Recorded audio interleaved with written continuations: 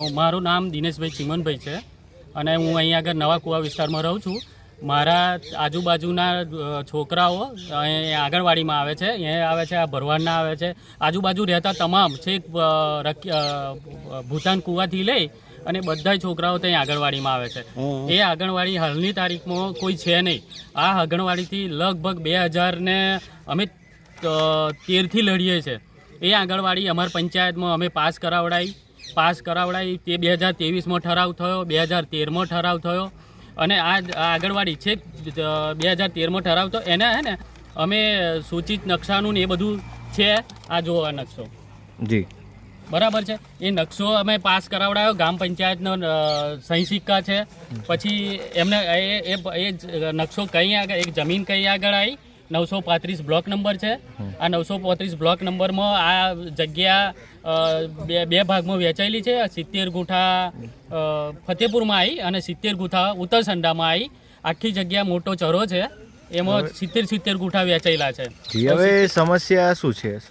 સમસ્યા એ કે આંગણવાડી હતી નહીં. હવે આંગણવાડી તો કંઈક તો કરવી પડે, કારણ કે છે ને ઉંદરનો ત્રાસને લઈને કોઈ આંગણવાડી ઘરવાળા બેસવા નતા દેતા. કારણ કે પેલું બધું ખાવાનું આવે એટલે ઉંદરો હેરાન કરે. એટલે બધા એવું કે ભાઈ તમે, એ લોકો ભાડું ચૂકવતા હતા, આપણને ખબર નહીં કેટલું ભાડું, પણ ભાડું ચૂકવતા હતા. તો છતાં કોઈ આંગણવાડીવાળા કોઈ એમ ના કહે કે ભાઈ તમે બેસો. છોકરા હે ને નિરાધાર વગર થઈ ગયેલા. હવે એ વસ્તુ અમે છે ને, હું મારા ભાભી પંચાયતમાં છે અને હું આ જ વોર્ડનો મેમ્બર છે. એટલે મને એમને કીધું, મને કે દિનેશભાઈ આપણે આનું આંગણવાડીનું કંઈક કરવું પડશે. એટલે મેં સરપંચ સાહેબને વાત કરી. સરપંચ સાહેબ એગ્રી થઈ ગયા.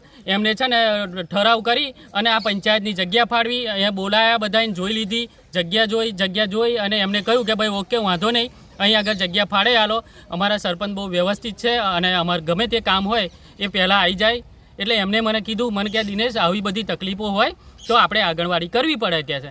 એટલે પછી 2023માં એમણે છેલ્લો ઠરાવ કર્યો. એ ઠરાવ મુજબ આ રીતે અમે ઉતરી ગયા, કારણ કે નગરપાલિકા પે ગઈ એટલે અમે ઉતરી ગયા. પણ અમારા છે ને આ કામ ચાલુ થઈ ગયેલું, એ પાસ થઈ ગયેલું. એટલે પછી એ અહીં આવ્યા અને પછી અમને જો કે ભાઈ તમારી આંગણવાડી પાસ થઈ ગઈ છે. એટલે અમે મુહૂર્ત કરવા આવ્યા ત્યારે ગમે તેમ બોલી અને કંઈક રોકેલા. પણ એ વખતે મુહૂર્ત અમે કરી દીધેલું. મુહૂર્ત કર્યા પછી જ્યારે આજે અહીં આગળ આવ્યા તો આ પોઝિશન છે. કોણ બોલ્યું અને કોણે રોક્યા તમને? એ રક્ષેશ્વર મંદિરના મહારાજ છે અને એમના સાગરીતો છે.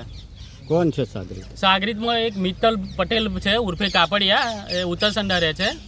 અને એક ભરવાડ છે, નાજુભાઈ ભરવાડ છે.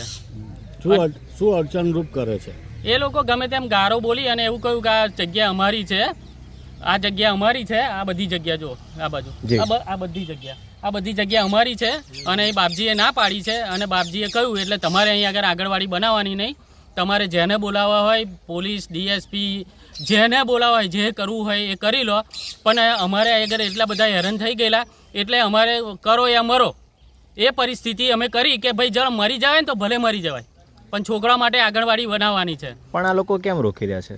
એ એમ કહે છે કે આ જગ્યા અમારી છે ને અમે આ જગ્યા અમે વાપરવાના છે. એમને જો પાછળ કેમેરો ફેરવો. જી એ બધા છે ને આ નર ને એવું નાખી દીધું છે, આ બાજુ નર નાખી દીધા છે.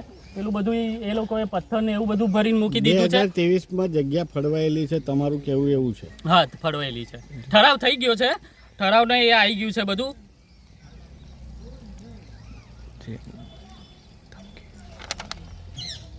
ઠરાવ નંબર 22 લખેલો છે, કામ નંબર 3.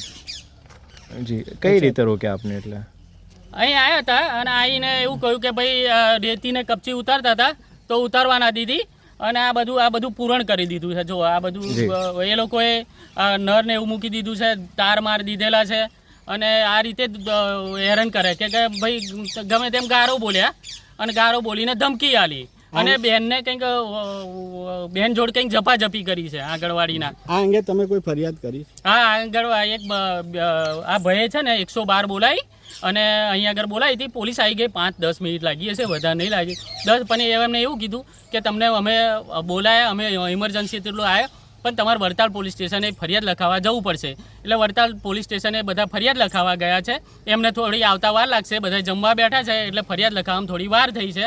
અને એ લોકોએ અમે પાકી FIR માગી છે, એ FIR એમને આપવી પડશે.